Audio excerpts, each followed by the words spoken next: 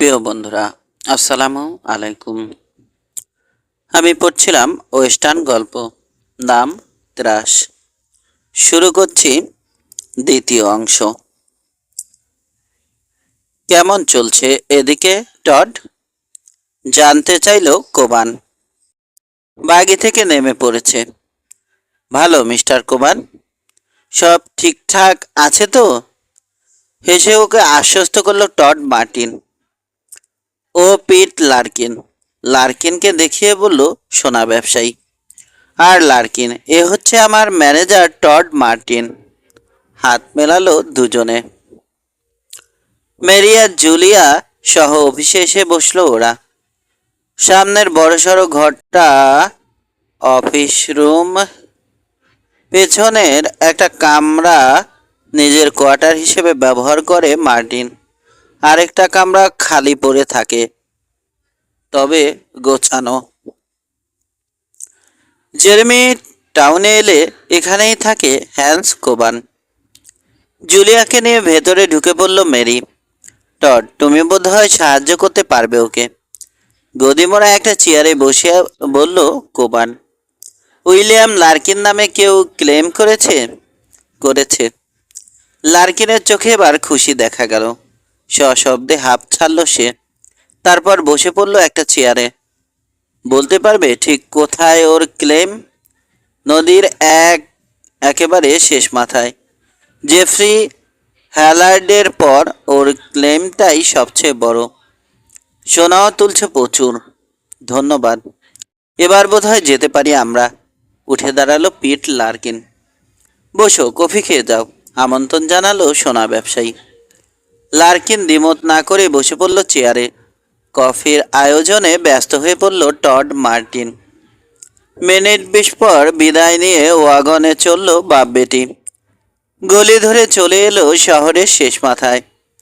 খানিকটা খোলা জায়গার পর ঢালের শুরু হয়েছে কয়েকশো গজ দূরে। ওয়াগনের চাকা আর ঘোড়ার খুঁড়ের গভীর দাগ পড়েছে ধূলি ধূসর টেইলে। ওয়াগনের দূর থেকে মাইনিং এলাকার উপর চোখ বোলালো পিট লার্কিন। শ্যাকগুলোর ধারে কাছে কাউকে দেখা যাচ্ছে না। নদী বা পাহাড়ের কাছে ব্যস্ত সবাই। মাটি খুঁড়ছে অথবা নদীর তীরে লোহার তৈরি সূক্ষ্ম ছাঁকনি দিয়ে মাটি মেশানো সোনা ছেঁকে তুলছে। চালকের আসনে বাপের পাশে বসেছে জুলিয়া। অবাক হয়ে লোকজনের ব্যস্ততা দেখছে ও। অযথা সময় নষ্ট করছে না কেউ। হয়তো উৎসুক হয়ে এক নজর দেখছে ওদের। তারপরই নিজের কাজে মনোযোগ দিচ্ছে। অথচ 300 গজ দূরে শহরের চিত্র সম্পূর্ণ ভিন্ন। সেলুন বা বাড়ির পোর্চে দাঁড়িয়ে থেকে অলস সময় কাটাচ্ছে বেশিরভাগ লোক। ব্যস্ততা নেই সেখানে। নেই কেউ, নেই কোনো প্রাণ চাঞ্চল্য। কি যেন ভাবছে পিট লার্কিন। হয়তো বহু বছর পর ভাইয়ের সাথে দেখা হওয়ার পর কেমন লাগবে, ছোট ভাইকে কেমন দেখবে, তাই তার চিন্তার বিষয়। চারপাশে কৌতূহলী দৃষ্টি চালাচ্ছে সে। ধারণা করার চেষ্টা করছে ঠিক কোনটা বিল লার্কিনের ক্লেম। শেষ পর্যন্ত আমরা এসেই পড়লাম, তাই না? হালকা সুরে বলল সে। আনমনে মাথা ঝাঁকালো জুলিয়া। বাপের অতিরিক্ত আগ্রহ পছন্দ করতে পারছে না। এমনকি পশ্চিমে আসার ব্যাপারটাও সহজে মেনে নিতে পারেনি। বিল লার্কিন সম্পর্কে ধারণা নেই ওর। জানে না লোকটি কেমন। ছেলেবেলায় দেখেছিল ওর যখন 9-10 বছর। মানুষটা বাউন্ডেলে ছিল বলে বাড়িতে খুব কমই থাকতো। তার বেশিরভাগ সময় কেটেছে পশ্চিমে। মাঝে মধ্যে ফিরে যেত সনোরায়। 2-1 দিন থেকে কাউকে কিছু না জানিয়ে হাওয়া হয়ে যেত আবার। ভাইয়ের ভবঘুরে স্বভাব পছন্দ করতো না বিল লার্কিন, এবং সেটা প্রকাশ করতেও দ্বিধা ছিল না তার। এ নিয়ে দু ভাইয়ের মধ্যে ঝগড়ার পরিণতিতে অভিমান করে বাড়ি ছেড়েছিল বিল। আর ফিরে যায়নি। তারপর বহুদিন তার কোনো সংবাদ পায়নি ওরা। কেবল মাসখানেক আগের চিঠিটা ছাড়া। হঠাৎ বড়লোক হয়ে যাওয়ার কথা জানিয়েছে সে, এবং পিটকে পশ্চিমে আসার অনুরোধ করেছে। চিঠি পেয়ে ভাইয়ের উপর সমস্ত অভিমান এবং আত্মমর্যাদা সবই ভুলে গিয়েছিল পিট লার্কিন। 15 দিনের মধ্যে রওনা দেয় ওরা। জুলিয়ার ইচ্ছে ছিল না, তবু আসতে হলো। কারো দয়ায় বেঁচে থাকাকে ঘৃণা করে ও। সেজন্য বাপের উপর কিছুটা হলেও অসন্তুষ্ট।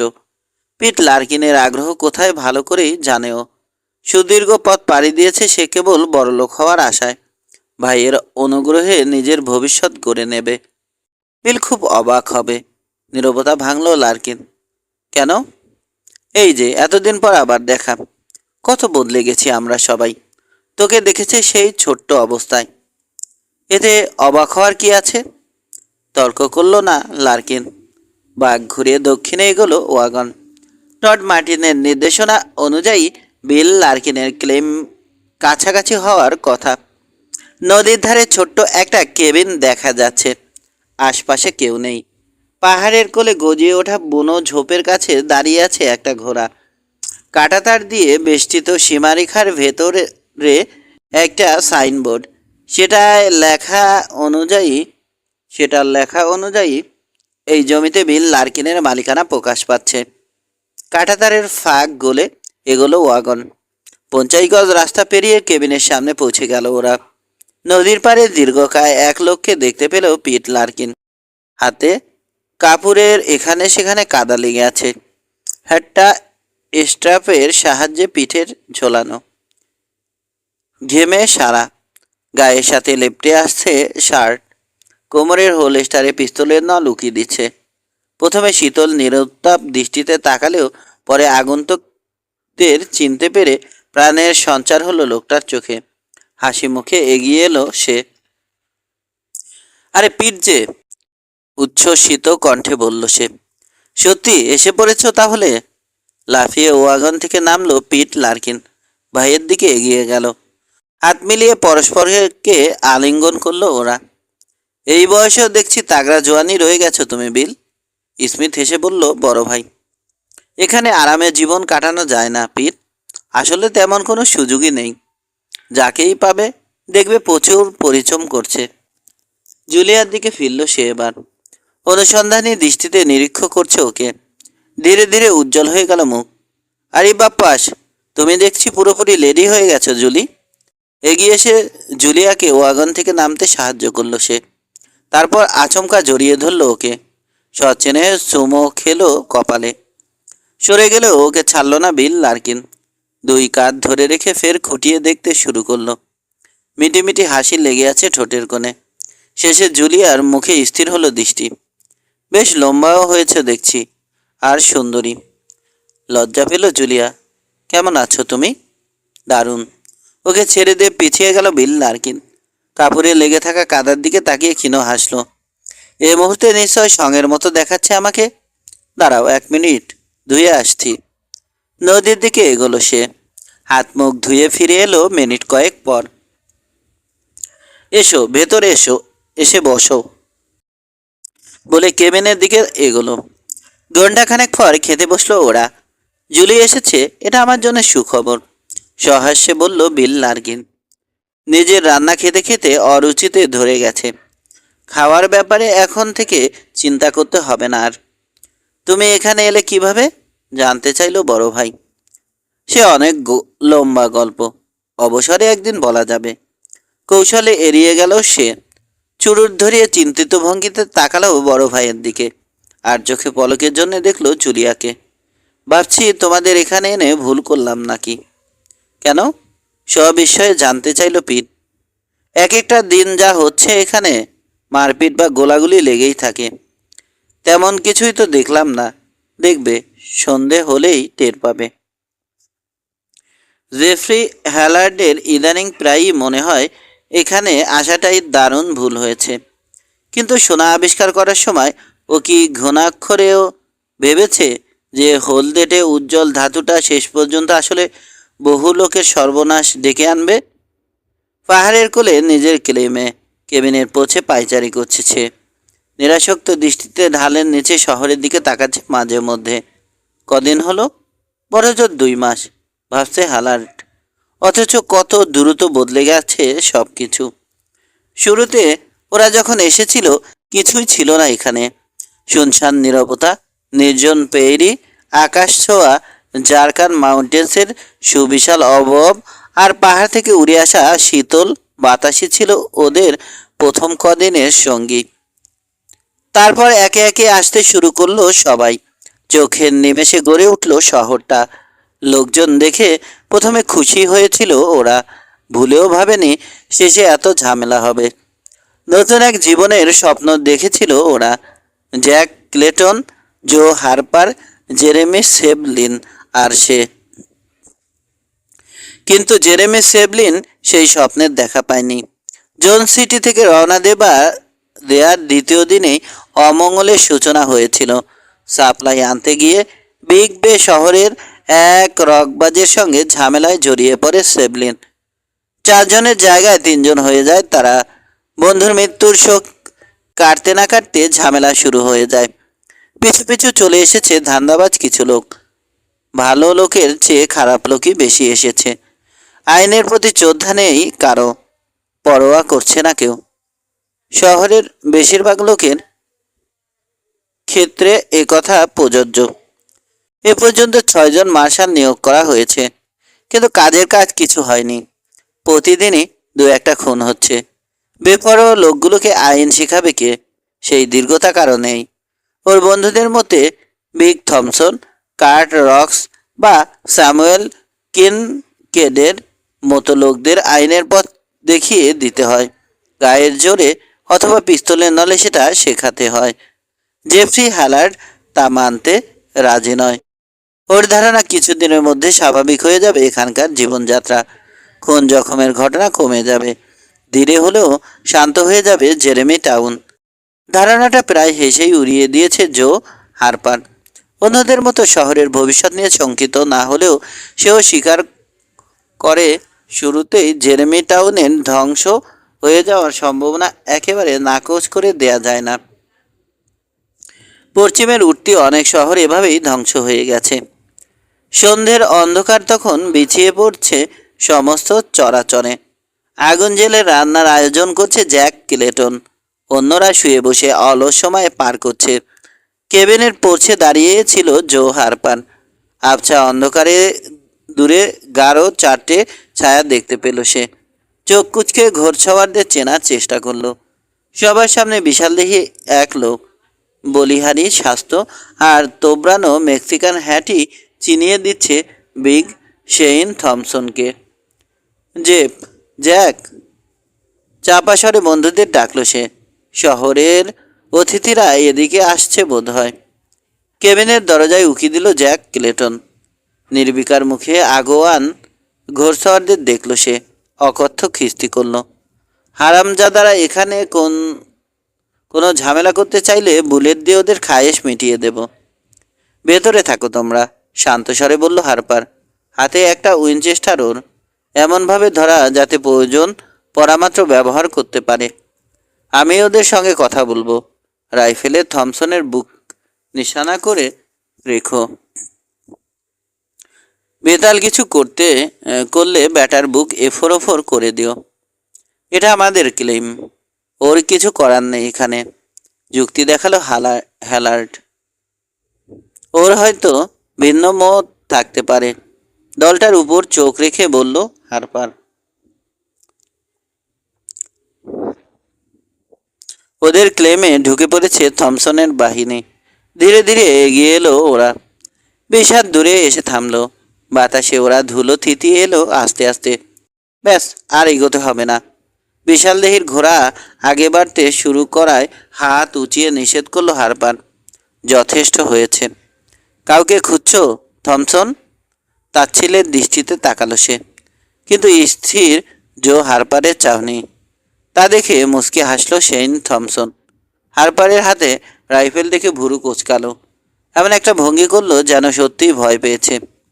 ক্যাম্প করার জন্যে চমৎকার জায়গা, তাই না? গা ছেড়ে দেওয়া অলস ভঙ্গিতে সঙ্গীদের উদ্দেশ্যে জানতে চাইল সে। নিউ টাউনের মতো নোংরা বা বাজে জায়গা নয় এটা, কি বলো বাছারা? সঙ্গে সঙ্গে সায় জানালো ওর 3 সঙ্গী। এই জায়গার ক্লেম করা হয়ে গেছে থমসন, দীর্ঘস্বরে বলল জো হারপার। বাহ, তাতে কি? আমরা তো শুধু ক্যাম্প করার মতো একটা জায়গা চাইছি। মাথা নাড়ল হারপার। সামান্য হাসি ফুটে উঠে মিলিয়ে গেল ওর মুখে। প্রেসভিলের কথা তুমি ভুলতে পারো থমসন, কিন্তু আমি ভুলিনি। নিরীহ এক লোকের ক্লেমে ক্যাম্প করার অনুমতি চেয়েছিল তুমি, অনুমতিও পেয়েছিলে। অথচ পরদিন সকালে দেখা গেল সেই লোক নেই। তুমি বললে সবকিছু তোমার কাছে বেচে দিয়ে চলে গেছে সে। আমি সেখানে ছিলাম থমসন, ওই লোকের কবর নিজ হাতে খুঁড়েছি। রেগে গেল থমসন। এরকম বানানো গল্প যদি আরেকবার বলো তবে গুলি খাবে। এইমাত্রই তো বললাম, কি করবে? এক পা পিছু হটে রাইফেলের হামার টানল জো হারপার। কেড়ে পড়ো থমসন, ঈশ্বরের দোহাই। টিগারে বেশিক্ষণ থাকলেই আমার আঙুল চুলকাতে শুরু করে। আরে দূর, এত অস্থির হচ্ছ কেন? পরিস্থিতি নাজুক দেখে সুর পাল্টালো সে। আমরা তো তোমাদের সঙ্গে আলাপ করতে এসেছি। শহরের পরিস্থিতি যা হয়েছে, তোমাকে এখানে ডাকেনি কেউ। চাষাছোলা স্বরে বাধা দিল হারপার। গা জ্বালানো হাসি থমসনের মুখে। সবসময় ডাকা লাগে না, নিজের গরজে এসেছি আমি। কি বলতে চাও? তাড়াতাড়ি বলে কেটে পড়ো। এসে পকেটে হাত ঢোকালো থমসন। দুমড়ানো একটা সিগার বের করে সময় নিয়ে ধরালো। এই ফাঁকে কেবিন আর আশপাশে চোখ বুলিয়ে নিল। বোঝার চেষ্টা করলো কেউ লুকিয়ে আছে কিনা।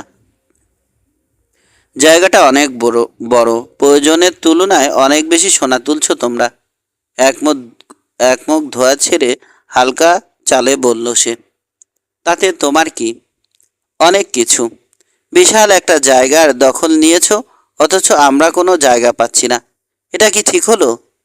পেছনে নদীর ওপারে কাঁধের উপর বুড়ো আঙুল তুলে ইশারা করলো হারপান। অনেক জায়গা আছে ওখানে, ইচ্ছে মতো বেছে নাও। কিন্তু এটাই যে আমার পছন্দ, তাই নাকি? কিন্তু কিছুই করার নেই তোমার থমসন। আমাদের আগে এলে হয়তো জায়গাটা তোমারই হতো। কিছুক্ষণ তাকিয়ে থাকলো বিগ থমসন, সিগার ফুঁকছে। তারপর হাসলো সে। স্যাডলে নড়ে চড়ে বসলো। এক কাজ করা যাক, তোমাদের ক্লেমের কিছু অংশ না হয় ছেড়ে দাও আমাদের। ছোট একটা অংশ হলেই চলবে। বিনিময়ে ন্যায্য দাম দিতে রাজি আছি আমি। রাজি নই আমি। তাকিয়ে থাকলো শেইন থমসন। সামনে দাঁড়ানো লোকটির দীর্ঘতা বোঝার চেষ্টা করছে। হয়তো ভুল করছো তুমি। পরে পস্তাবে, এমন কোনো সিদ্ধান্ত না নেয়াই ভালো। সে আমি বুঝবো, অধৈর্য স্বরে বলে উঠল হারফার। আর কিছু বলার আছে তোমার? হয়তো একটা চুক্তিতে আসতে পারি আমরা, আমার লোকেরা। পেছনে আঙুল উঁচিয়ে অন্যদের দেখালো সে। সোনা তোলায় সাহায্য করতে পারে তোমাদের, বিনিময়ে তোমার সাথে চুক্তি? স্মিথ হেসে তাকে থামিয়ে দিল হারপার। এর চেয়ে একটা কেউটের সাথে চুক্তি করাও অনেক ভালো। ইচ্ছে করলেই ক্লেমটা দখল করে নিতে পারি আমরা। খারাপ উদ্দেশ্য থাকলে প্রস্তাব নিয়ে আসতাম না হয়তো। তবে তোমার কথায় আস্থা রাখতে পারছি না। শোনো থমসন, 2 মিনিট সময় দিলাম। ক্লেম ছেড়ে কেটে পড়ো। সময় শেষ হলে সরাসরি তোমার বুক সই করে গুলি করব আমি। অবজ্ঞার হাসি দেখা গেল থমসনের মুখে। বুঝে শুনে বলছো তো? তুমি কতটা বুঝেছ থমসন? তোমার বুকের দিকে একটা রাইফেলের নল তাকিয়ে আছে। এটা ঠিক দেখতে পেতে এটা যদি দেখতে পেতে নিশ্চয় হাসি মুখে কথা বলতে পারতে না এতক্ষণ। হয়তো ধাপ্পা দিচ্ছ না। ম্লান হলো না থমসনের হাসি। আর চোখে কেবিনের দিকে তাকালো সে। ঠিক আছে, এবার না হয় যাচ্ছি, কিন্তু আবার আসবো আমরা। তখন পরিস্থিতি যেভাবে পাল্টে যাচ্ছে, ভদ্র ভাষায় প্রস্তাব দেওয়ার সুযোগ হয়তো পাওয়া যাবে না। মার্শালের অফিসটা কিন্তু খালি পড়ে আছে। তাতে কি, নতুন একজনকে নিয়োগ করছো না কেন? আচ্ছা, জেফ্রি হ্যালার্ড কি নেই এখানে? ওকে একটা পরামর্শ দিতাম। লুকাস শার্টনকে মার্শাল বানিয়েছিল ও। আমার বিরুদ্ধে করতে চেয়েছিল সে। ওকে খুন করেছ তুমি। টাকরায় জিভ ঠেকিয়ে দুঃখসূচক শব্দ করল থমসন। বেচারা, একটু আনন্দ ফুর্তি করছিলাম আমরা, আর ও কিনা বাদ ছাড়ল। সামান্য কথা কাটাকাটি হতেই পিস্তলে হাত দিল। এ অবস্থায় কি করতে পারতাম আমি? যাকগে, আমার প্রস্তাবটা ঠান্ডা মাথায় ভেবে দেখো। তোমাদের ক্লেমের চতুর্থ অংশের জন্যে $1000 দেব। মাথা খারাপ হয়ে গেছে তোমার? ওটার দাম $1,000,000। হয়তো, হয়তো না। তাছাড়া কাউকে যদি মারা পড়তে হয়, তার কাছে 1000 আর $1,000,000 তফাৎ কি? জো হারপার কিছু বলার আগেই কেবিনের ভেতরে হ্যামার টানার গম্ভীর শব্দ শোনা গেল। অখণ্ড নীরবতায় বেশ জোরালো শোনালো শব্দটা। যথেষ্ট হয়েছে থমসন, জ্যাক ক্লেটনের অধৈর্য কণ্ঠ শুনতে পেল ওরা। তোমার প্রস্তাব নিশ্চয় পেশ করা হয়েছে। বেশ, এবার মার্শালের কবরের পাশে আরেকটা কবর খোঁড়ার ব্যবস্থা করার আগেই চলে যাও এখান থেকে। শব্দ করে হাসল শেইন থমসন। টুপির কিনারা উঁচিয়ে নট করল, তারপর ঘোড়ার মুখ ঘুরিয়ে ফিরতি পথ ধরল। তাকে অনুসরণ করলো অন্যরা। কেবিন থেকে বেরিয়ে বন্ধুর পাশে এসে দাঁড়ালো হ্যালার্ড। চিন্তিত দেখাচ্ছে। অবস্থা ভালো ঠেকছে না জো, ম্লান কণ্ঠে বলল শহর কমিটির চেয়ারম্যান। লোকগুলো সাহস দেখো, জবরদখল করার জন্য এখানে চলে এসেছে। এটাই স্বাভাবিক জেফ। শহরে ওদের জন্যে কোনো আকর্ষণ আর নেই এখন। লোভে পেয়েছে ওদের। অল্প কয়েক ডলারে খায়েশ মিটছে না। যে কোনো একটা ক্লেম দখল করতে পারলে অল্প সময়ে বড়লোক হয়ে যাবে। সেটা যে সহজে হবে না তা নিশ্চয় টের পেয়েছে। খানিকটা সন্তুষ্টি সুর সাবেক স্কুল মাস্টারের কণ্ঠে। কিন্তু তোমার মতো নিশ্চিন্ত হতে পারছি না আমি। থমসন আসলে নিজের ইচ্ছের কথা জানিয়ে গেল, গোলমাল করার জন্যে আসেনি। যখন আসবে ওকে ঠেকিয়ে রাখতে পারবো কিনা তা নিয়ে যথেষ্ট সন্দেহ আছে আমার। তোমার ধারণা ঠিক নাও হতে পারে। ওহো, পকেট থেকে তামাক কাগজ বের করে সিগারেট রোল করলো হারপার। এই একটা ব্যাপারে তোমার ঘাটতি আছে যে, এ লোকগুলোকে তুমি চেনো না। এদের সাথে কখনো চলাফেরা করনি, তাই জানো না কতটা খারাপ হতে পারে ওরা। কিন্তু আমি চিনি, জানি ঠিক কী করতে পারে ওরা। কি করবে? আপাতত কিছুই করবে না থমসন। নিজের খায়েশের কথা জানিয়ে গেছে, অপেক্ষা করবে এখন। বোধহয় সোনার সাপ্লাইটা হাতানোর তালে আছেও। ওটা হাত করতে পারলে ক্লেমের কথা হয়তো ভুলেই যাবে। খনিতে ব্যাগার খেটে কামাই করার চেয়ে মুফতে $2 লাখ সোনা একেবারে তৈরি অবস্থায় পেয়ে যাচ্ছে। লোভনীয় নয়? এ তল্লাটে যত আউটল আছে সবাই জেনে গেছে এটার কথা। যে কারো লোভ হবে। স্টেজে অন্তত 2জন গার্ড থাকবে। 4জনই বা থাকলো, কিন্তু তাতে কি? অন্যদের কথা বাদ দিলাম, এক থমসনের দলেই লোকের অভাব নেই। তুমি শুধু ভয় পাইয়ে দাও। থমসন সুযোগ পেলেই তোমাকে খুন করবে জো, শঙ্কা প্রকাশ করলো ক্লেটন। মার্শাল ছাড়া কিভাবে চলবে এখানে? চিন্তিত স্বরে প্রসঙ্গ বদলালো হ্যালার্ড।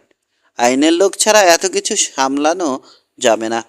হারপার গুলি খাক, আমাদের সব কিছু হাতছাড়া হয়ে যাক, তা তো হতে পারে না। হয়তো আমরাই সামলাতে পারবো, কিন্তু মার্শাল থাকলে সুবিধা, সব কিছু আইন মাফিক হবে। উইনচেস্টারটা পায়ের কাছে রেখে চুরুট ধরালো হারপার, তারপর তীক্ষ্ণ হাসলো। কোনো মার্শালই পাবো না আমরা। থমসন আর কিনকেট আছে এখানে। এ কথা শোনার পর নেহাত বোকা ছাড়া দায়িত্ব নেবে না কেউ। ওদের কখনো চিনতে পারোনি তুমি জেফ? দেখেছ তো কিভাবে সায়স্তা করেছে শাটনকে? থমথমে হয়ে গেল হ্যালার্ডের মুখ।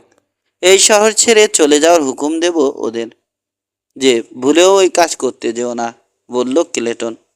মানছি যথেষ্ট সাহস আছে তোমার, কিন্তু সাহসে সব কিছু হয় না। ওদের মতো দ্রুত নাও তুমি।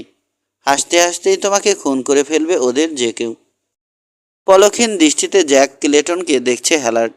তলে তলে রাগ আর অসন্তোষে ফেটে পড়তে বাকি। তাহলে ওদের মতো দ্রুত কে? কয়েকজন তো আছেই, শ্যানন, আর্প, কবিন, উইনস্টন, হার্ডিন। হ্যালার্ডের রাগের কারণ বুঝতে পারছে হারপার, তবে হাসল না সে। এবং ড্যানি লসন, ওকে ছাড়া ধারে কাছে কাউকে পাওয়া যাবে না বোধ হয়। শুনেছি এদিকেই এসেছে লসন। কেউ যদি পারে তো সে ড্যানি লসনই। ও তাহলে আরেক বিগ থমসন? না, ড্যানি লসন ওরকম নয়। জীবন বাজি রেখে বলতে পারি আমি। সত্যি কথা বলতে কি, কয়েকবার তাই করেছি। 3 মাটির কিছু নমুনা সংগ্রহ করার জন্য পাহাড়ে উঠে এসেছে হ্যালার্ড। ঘোড়ার খুরের শব্দে পেছন ফিরে অচেনা এক লোককে দেখতে পেল। লম্বায় ওর সমান হবে আগন্তুক, কিন্তু তুলনায় কাঁধ আর বুক অনেক বড়।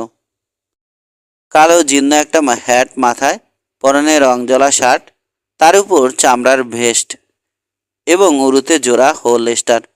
পিস্তল দুটো যেন নিতান্ত ফেলা ফেলা করে রাখা। কাছাকাছি হওয়ার পর ওর দিকে তাকিয়ে স্মিথ হাসল আগন্তুক। ভাগ্য কেমন যাচ্ছে আজ, পাওয়া গেল কিছু? হালকা সুরে জানতে চাইল সে। আগন্তুকের চোখে চোখ রাখল জেফ্রি হ্যালার্ড। জেনে শুনে এখানে ক্লেম করেছি আমি, আজ না হলেও কাল নিশ্চয় পাওয়া যাবে। ভাগ্য সুপ্রসন্ন না হওয়ার কোনো কারণ নেই, যেহেতু এখানে আমি প্রথম এসেছি। ছোট্ট করে মাথা ঝাঁকালো লোকটা। হয়তো তুমি তাহলে জেফ্রি হ্যালার্ড? লোকটিকে ঠিক সহ্য করতে পারছে না হ্যালার্ড। প্রচণ্ড আত্মবিশ্বাস লক্ষ্য করছে আগন্তুকের মধ্যে, অথচ মুখে পাথরের নির্লিপ্ততা।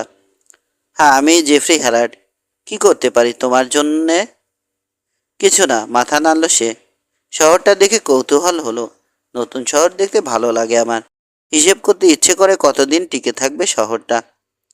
আচমকা আড়ষ্ট হয়ে গেল হ্যালার্ডের দেহ। সরু চোখে আগন্তুককে দেখল। দীর্ঘ হয়ে গেছে চোয়ালের পেশি। পিঠ টান টান করে দাঁড়ালো। ভালো করে দেখে রাখো স্ট্রেঞ্জার, কাটা কাটা স্বরে অসম্ভব গাম্ভীর্যের সঙ্গে কথাগুলো বলল স্কুল মাস্টার। এ শহর টিকে থাকবে। হয়তো, হয়তো না। জেফ্রি হ্যালার্ডের উত্তেজনা উপেক্ষা করল সে। আসলে সোনারূপা খুব আপেক্ষিক জিনিস। এই আসে তো এই যায়। শুধু সোনার খনি পাশে থাকলেই কোনো শহর গড়ে ওঠে না। শহর গড়ে তোলার জন্যে আরও অনেক কিছু দরকার। তাই নাকি? হয়তো, হয়তো না। সোনা ছাড়া আর যাই লাগুক, সবই আছে আমাদের। আগন্তুকের মুখে হাসি দেখে গা জ্বলে গেল হ্যালার্ডের। নিজেকে কিভাবে এই লোকটা? রাগে কিছু বলতে গিয়েও নিজেকে নিবৃত্ত করে নিল ও। আর কিছু না বলে হ্যাটের কিনারায় আঙুল ছুঁয়ে সামান্য নট করল লোকটা। তারপর ঢাল বেয়ে নেমে গেল নিচে।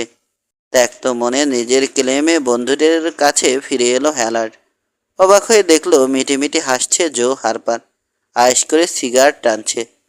তাহলে দেখা হলো তোমাদের? এসে জানতে চাইল সে। কার সঙ্গে? পরিচয় দেয়নি বুঝি? লসন। ও, ড্যানি লসন। থমকে গেল হ্যালার্ড। তারপর ক্ষীণ হাসল। ওকে আমার পছন্দ হয়নি। তাই? অবশ্য অনেকেই পছন্দ করে না ওকে। তাতে ওরও কিছু করার নেই। হতে পারে বলে আর এক মুহূর্ত দাঁড়ালো না জেফ্রি হ্যালার্ড। শহরে যাচ্ছি আমি, জো। হ্যান্স কোমান, ফেলটন আর আরও কয়েকজনের সঙ্গে আলাপ করব।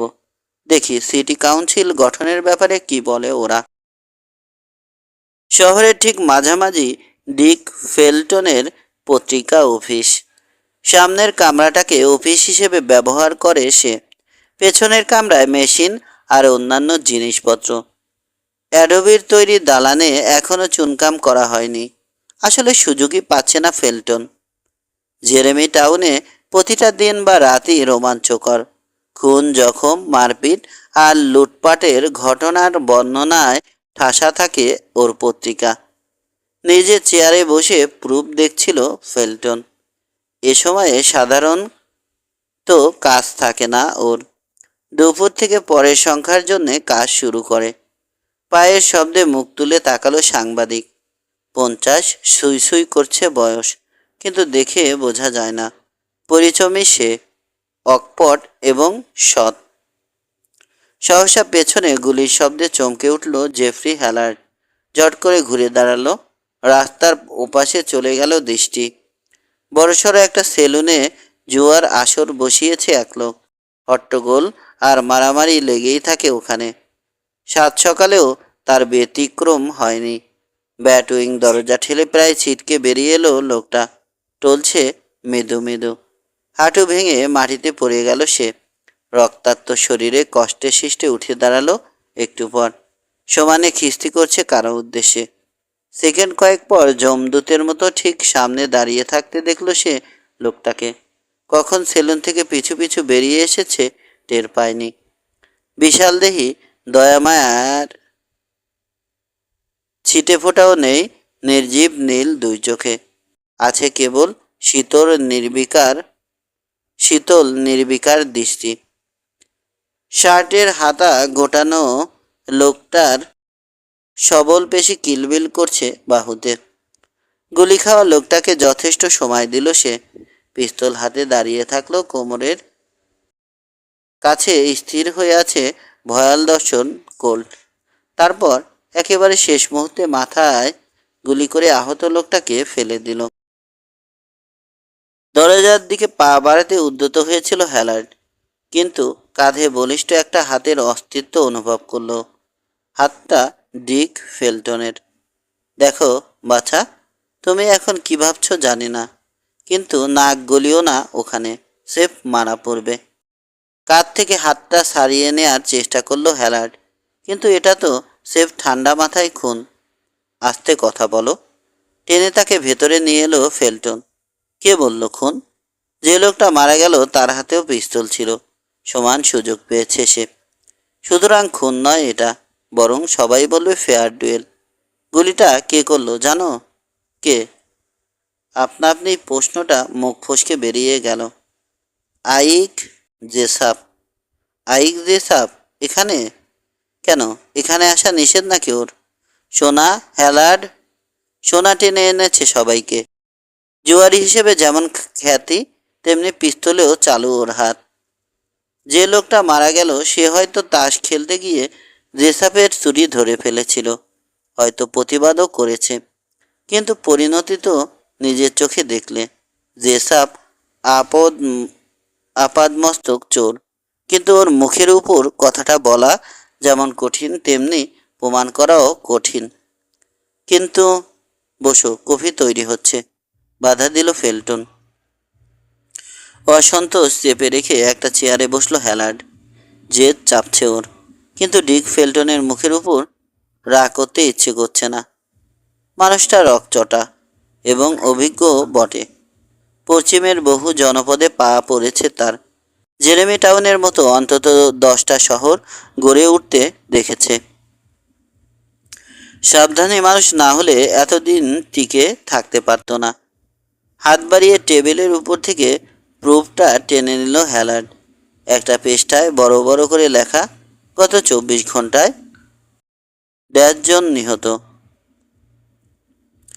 হ্যালার্ড কাগজটা লক্ষ্য করেছে দেখে স্মিথ হাসল ফেলটন। টেবিলে দুটো মগ নামিয়ে রাখল সে। সংখ্যা কিন্তু বসায়নি এখনো, কারণ দিন শেষ হয়নি। আরো কজন যে মরবে কে জানে, রাতে হিসেব করে বসিয়ে দেব। মানুষের জীবনের মূল্য কত কম। জেরেমি টাউনে না এলে সেটা বোধহয় বোঝা সম্ভব হতো না। আনমনে ভাবল হ্যালার্ড। সচেতন এবং দায়িত্বশীল কিছু লোককে নিয়ে সিটি কাউন্সিল গঠন করতে চাইছি আমি। দীর্ঘশ্বাস ফেলে মূল প্রসঙ্গ তুলল ও। ফেলটন, তুমি কি যোগ দেবে? মাথা নাড়ল সে। হুঁ, এ কাজের যোগ্য নই আমি। খবরের কাগজ বের করি, এটাই আমার কাজ।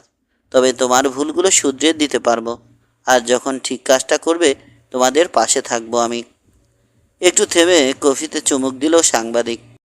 এই প্রেস ছিল অন্য এক লোকের। সে ভাগ্যের চক্করে আমার হাতে এসে পড়ে। লোকটার সঙ্গে আমার যখন পরিচয় হয়, অজ্ঞাত আত্মতায়ীর গুলিতে আহত হয়ে তখন মরতে বসেছে সে। কেউ ছিল না ওর। যথাযোগ্য মর্যাদায় কবর দেব, এই প্রতিশ্রুতির বিনিময়ে আমাকে প্রেসটা দিয়ে যায় সে। অবশ্য ওর কাছে আরেকটা প্রতিজ্ঞাও করেছি। সত্যি কথা বলবো, যাই ঘটুক না কেন, শুধু সত্যি কথাই বলবো। এবং এতদিন ধরে যেখানে গেছি তাই করেছি আমি। মাথা ঝাঁকালো হ্যালার্ড। শুনে খুশি হলাম। যখনই মনে হবে ভুল হচ্ছে আমার, জানাতে দ্বিধা করো না। মিনিট কয়েক চুপ করে থাকলো দুজনেই। নীরবে কফির স্বাদ উপভোগ করছে, কিন্তু কফির স্বাদ তেতো হয়ে মনে হচ্ছে হ্যালার্ডের। একটু আগে দেখা ঘটনাটা ভুলতে পারছে না। এখানে আইন শৃঙ্খলা দরকার। শেষের নীরবতা ভাঙল হ্যালার্ড। এভাবে তো চলতে পারে না।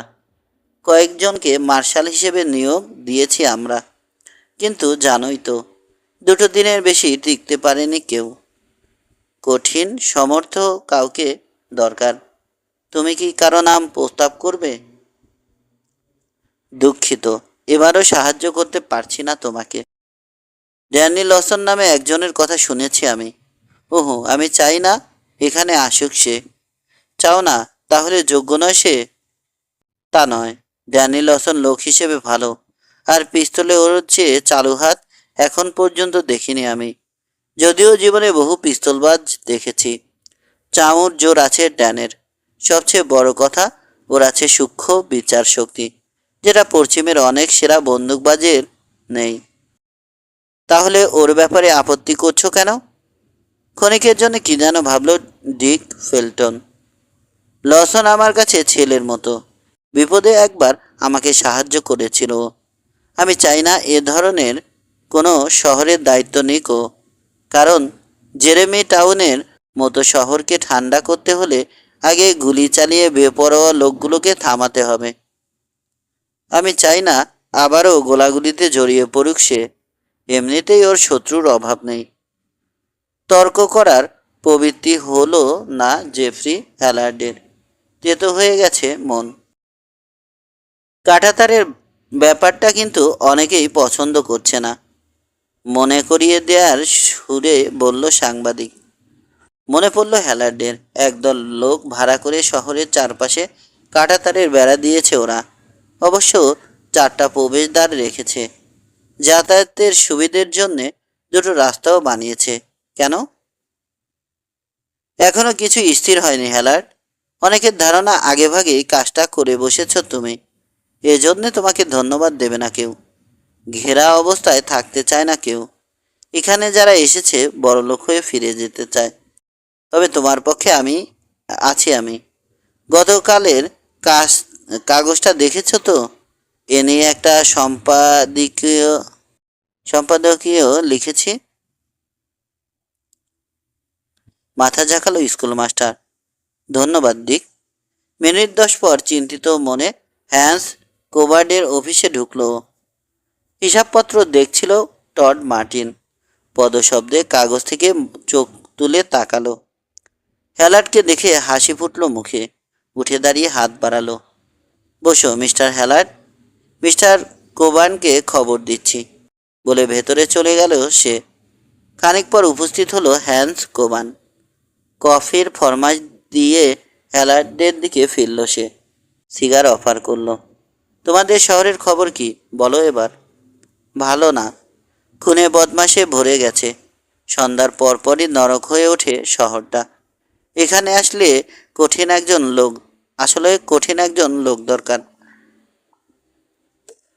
যে শক্ত হাতে সামাল দিতে পারবে সব কিছু। বেন হকিন্স চেষ্টা করেছিল। ও তো যথেষ্ট কঠিন লোক। কই, একটা রাতও টিকতে পারল না। বেন হকিন্স ওদের কাছে নস্যি। প্রায় তাচ্ছিল্যের সুরে বলল, সোনা ব্যবসায়ী, তুমি বরং অন্য কারো কথা ভাবো। জেফ, শ্যানন আর বা লসন, ওরা তো খুনি ছাড়া আর কিছু নয়। মুখের কথার মতো পিস্তলের গুলি চালাতে পছন্দ করে। এরকম গোলমেলে শহর ঠান্ডা করার জন্যে এমন লোকই দরকার জেফ। খোঁজ করে দেখো দেখো কাউকে আশেপাশে পাও কিনা। না, জেনে শুনে একজন খুনিকে ভাড়া করতে পারি না আমি। একগুঁয়ে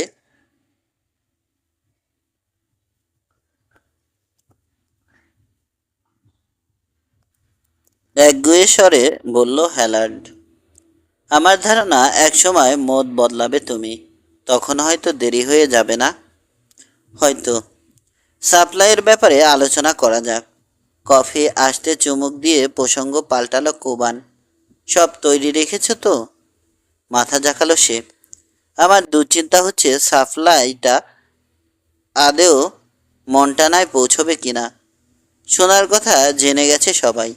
শয়তানগুলো ছিনিয়ে নিলে অবাক হওয়ার কিছু থাকবে না। 2জনকে ভাড়া করেছি আমি, কিন্তু ওই যে বললাম, শক্ত কিছু লোক দরকার। ওরা মোটেও তেমন নয়। নিশ্চিন্ত হতে পারছি না আমি। ড্যানি লসনের সাথে দেখা হলো বিগ বেতে। ওকে কাজটা নিতে বললাম, কিন্তু আগ্রহ দেখায়নি সে। ড্যানি লসন? হ্যাঁ, এদিকে এসেছে ও। কেন? রাগ করল কোবান। কি করে বলি ওর মনে কি আছে? তবে এটুকু নিশ্চিন্ত জানি, অন্য সবার মতো এখানে তাসের রাজত্ব ত্রাসের রাজত্ব কায়েম করতে আসেনি সে। সুবর্ণ একটা সুযোগ চলে এসেছে তোমার সামনে, যে প্রস্তাব দিতে পারো ওকে। না, ওর মতো কাউকে আইনের লোক হিসেবে জেরেমি টাউনে দেখতে চাই না আমি। ওর আর শেন থমসনের মধ্যে পার্থক্য কি? লিবারি সিটির ঘটনাটা ভেবে দেখো। খারাপ কিছু লোককে হটিয়ে দিয়ে শহরটা পরিষ্কার করেছিল ও, মাত্র 10 দিনে। জেরেমি টাউনের চেয়ে কোনো অংশে খারাপ ছিল না ওখানকার অবস্থা। দরকার হলে আমি নিজেই তারা তারা পড়ব, তবু ওরকম কাউকে ডাকবো না। স্থির দৃষ্টিতে তাকিয়ে থাকলো কোবান। বোঝার চেষ্টা করলো মানুষটা বোকা কিনা, বা ঠিক কি ভাবছে সে। পুরোপুরি ভালো মানুষ, সৎ এবং প্রখর নীতি জ্ঞান লোকটির। একজন স্কুল মাস্টারের পক্ষে এটাই স্বাভাবিক। খুন জখমের খুন জখমকে মনে প্রাণে ঘৃণা করে। সমস্যাটা এখানেই। জেফ্রি হ্যালার্ডের ধারণা নেই যে অন্যায়কে দমাতে মাঝে মধ্যে পাল্টা আঘাতেরও দরকার হয়। শুধু নীতিকথা বা উপদেশ যথেষ্ট নয়। যাকগে, বাদ দাও ওসব। প্রসঙ্গ বদলালো কোবান। নতুন আসা লোকগুলো সম্পর্কে কি ভাবছো তুমি? দেখেছি ওদের। যথেষ্ট জমি আছে আশপাশে, ইচ্ছে করলে যে কোনো জায়গায় ক্লেম করতে পারে ওরা। কিন্তু থমসন বা রক্সরা বোধহয় খুশি হবে। কেন? সন্ধ্যার পর মাইনাররা কোথায় যায় জানো তুমি? সেলুনে গিয়ে দেদারসে পান করে ওরা পান করে ওরা, জুয়া খেলে। সারাদিন ব্যাগার খেটে যে পরিমাণ সোনা তোলে তার অর্ধেকই জুয়ার টেবিলে হেরে আসে। ধান্দাবাজ এসব জুয়ারিদের তাড়াতে হবে, জেফ। নইলে শেষে দেখবে জুয়ার টেবিলে একে একে খুন হয়ে যাচ্ছে নিরীহ মাইনাররা। কোনোভাবে কি সবাইকে মানা করা যায় না? জুয়া না খেললেই তো টাকা হারানোর আশঙ্কা থাকে না আর। অন্তত 30 জন ধান্দাবাজ লোক আছে এখানে, জেফ, যারা রাতের অপেক্ষায় সারাটা দিন কাটিয়ে দেয়। তককে তককে থাকে ওরা। যে কোনো অছিলা পেলে হামলে পড়ে মাইনারদের উপর, গায়ে পড়ে ঝামেলা বাঁধায়, মারামারি করে। নিজেদের মধ্যেও লাগালাগি আছে ওদের। মাইনারা শহরে আসবেই। সারাদিন কাজ করার পর সন্ধেয় হুঁচকি না গিললে শান্তি পাবে না ওরা। তাছাড়া টাকার গরম দেখাতে সবারই ভালো লাগে। কই, আমি তো যাই না। নিজের মতো ভাবছো কেন সবাইকে? সবাই তো তোমার মতো মাস্টার নয়। উঠে দাঁড়ালো হ্যালার্ড। তাহলে ওই কথাই থাকলো। পরশু সকালে রওনা দেবে সাপ্লাই। রাতে আরেকবার আসবো আমি। নিজের ক্লেমে ফিরে এলো জেফ্রি হ্যালার্ড। শহরের কথা মাথা থেকে সরাতে পারছে না। অন্যদের চেয়ে তার চিন্তাই বেশি। কারণও আছে। এখানে এসে 3 বন্ধু ঠিক করে হ্যালার্ডের পরামর্শ অনুযায়ী চলবেও না। কারণ সে শিক্ষিত, জ্ঞানী ও মর্যাদাবান লোক। পরবর্তীতে শহর কমিটির প্রধানও হয়ে যায় সে। এজন্যই শহরের যে কোনো ব্যাপারে ওর মাথা ব্যথা বেশি। তাছাড়া ও নিজেও মন মতো একটা শহর গড়ে তোলার পরিকল্পনা করেছিল। স্বপ্নটা যে এত তাড়াতাড়ি ধূলিসাৎ হয়ে যাবে তা ঘুণাক্ষরেও ভাবতে পারেনি। ক্লেমে কাজ করছিল অন্যরা। ওকে চিন্তিত দেখে হাতের গাইতি ফেলে এগিয়ে এলো জো হারপার। পুরানো একটা ন্যাকড়ায় হাত মুছে কেবিনে গিয়ে ঢুকলো সে। ফিরে এলো হুইস্কির বোতল হাতে। কথা হলো? মাথা ঝাঁকালো হ্যালার্ড। হারপার বোতল বাড়িয়ে ধরতে সেটা নিয়ে চুমুক দিল। কি ঠিক করলে তোমরা? 2 জন লোক ভাড়া করেছে কোবান। তবে সে নিজেই ওদের উপর আস্থা রাখতে পারছে না। ড্যানি লসনকে নাকি প্রস্তাব দিয়েছে, কিন্তু রাজি হয়নি লোকটা। ওর মতে লসনের মতো কাউকে মার্শাল হিসেবে নিয়োগ দেওয়া উচিত আমাদের। লসন শহরে এসেছে নাকি? নিচু স্বরে শিস দিল জ্যাক ক্লেটন। একটা দারুণ খবর। এত খুশির কি হলো? সন্দিহান চোখে ক্লেটনের দিকে তাকালো হ্যালার। নিশ্চয় আছে। তোমারও খুশি হওয়া উচিত জেফ, কারণ ওর মতো লোক আশপাশে থাকলে ঝামেলাবাজদের অনেকেই পিছিয়ে যাবে। খারাপ একটা কাজ করার আগে অন্তত কয়েকবার চিন্তা করবে। তবে আমি ভাবছি এখানে কেন এসেছো? কাজ ছাড়া কোথাও ঘুরে বেড়ানোর লোক নয় সে। ভাবতে থাকো। উম্মা প্রকাশ করলো হেলার। যদিও আমার ধারণা তাতে সময় নষ্ট ছাড়া আর কোনো কাজ হবে না তোমার। সবাই এমনভাবে ওর কথা বলছো যেন সত্যিই করিতকর্মা লোক সে। জেরেমি টাউনে পা রাখলেই সব সমস্যা মিটে যাবে। কিনকেরের দল লেজ তুলে পালাবে। দুর্বোধ্য হাসি দেখা গেল জো হারপারের ঠোঁটে। তবে তর্ক করার প্রবৃত্তি হলো না বলে ক্লেমের দিকে চলে গেল সে। হ্যালার্ডের পক্ষে এরকম চিন্তা করা খুবই স্বাভাবিক। ভাবছে ও শান্তিপ্রিয় মানুষ সে, এবং পিস্তলবাজি বা খুনোখুনি মনে প্রাণে ঘৃণা করে। তার যুক্তিকে অস্বীকার করার উপায় নেই। অস্থির কোনো শহরকে ঠান্ডা করতে গেলে পাইকারি হারে কিছু মানুষ খুন হবে, নিরীহ মানুষের মরার সম্ভাবনাও থাকবে। জেরেমি টাউনের ব্যাপারটাও ব্যতিক্রম নয়। বাধা পেলে বেপরোয়া হয়ে উঠবে কিনকেট আর রক্সদের মতো লোকেরা। যা ইচ্ছে তাই ব্যাপার ঘটিয়ে বসবে। ওদের তোপের মুখে পড়বে সাধারণ ব্যবসায়ী বা নিরীহ মাইনাররা। আইনের লোক সবাইকে রক্ষা করতে পারবে না, এটাই স্বাভাবিক। জেফ্রি হ্যালার্ডের আপত্তি ওখানেই। মেনে নিতে পারছে না অস্ত্রের জোর খাটিয়ে শহরটাকে জঞ্জালমুক্ত করবে কেউ। সব কিছুতে সোজা পথটি দেখতে পায় সে। তার ধারণায় নেই যে কিনকেডের মতো মানুষদের বশে আনতে হলে পিস্তলের নল উঁচিয়ে বাধ্য করতে হয়। একমাত্র নিজের চেয়ে কঠিন মানুষের কাছেই নতি স্বীকার করবে ওরা। কিন্তু হ্যালার্ডের আন্তরিকতায় কোনো খাদ নেই। জেরেমি টাউনকে পরিকল্পিত একটা শহর হিসেবে গড়ে তুলতে চায় সে। একটা স্কুল, গির্জা, হাসপাতাল, অথর্বদের জন্যে আশ্রয়কেন্দ্র, এসবের স্বপ্ন দেখে মানুষটা। তার প্রত্যাশা অযৌক্তিক কিছু নয়, এবং তা সম্ভবও। তবে সবার আগে এখানে শান্তি আসা দরকার। খারাপ মানুষগুলোকে তাড়াতে হবে, কিংবা ভালো আচরণ করতে বাধ্য করতে হবে। সেই কাজটি সবাই পারবে না। গুটি কয়েক লোকের মধ্যে ড্যানি লসন একজন। ওরিগনের শুরুতেও ঠিক এমন ঘটেছিল, কিন্তু শক্ত হাতে শহরটাকে সাফ করেছে লসন। শান্তিপ্রিয় অনেকেই ওর রুদ্ধ মূর্তি পছন্দ করতে পারেনি, তবে অধিকাংশ ওরিগনবাসী খুশি হয়েছিল। প্রয়োজন মানুষকে কঠিন, এমনকি নির্মম হতেও বাধ্য করে। এটাই হচ্ছে প্রকৃত সত্য। ওরিগনের মতো এখানেও একজন ড্যানি লসনের দরকার, যে শক্ত হাতে সামাল দেবে বেপরোয়া লোকগুলোকে, শহরটায় শান্তি আনবে। জেফ্রি হ্যালার্ডকে একজন সম্পূর্ণ মানুষ ভাবে জো হারপার। জীবনে অনেক লোক দেখেছে হারপার, কিন্তু তাদের কেউই একচেটিয়া ভাবে ভালো নয়। ভালো মন্দের মেশাল।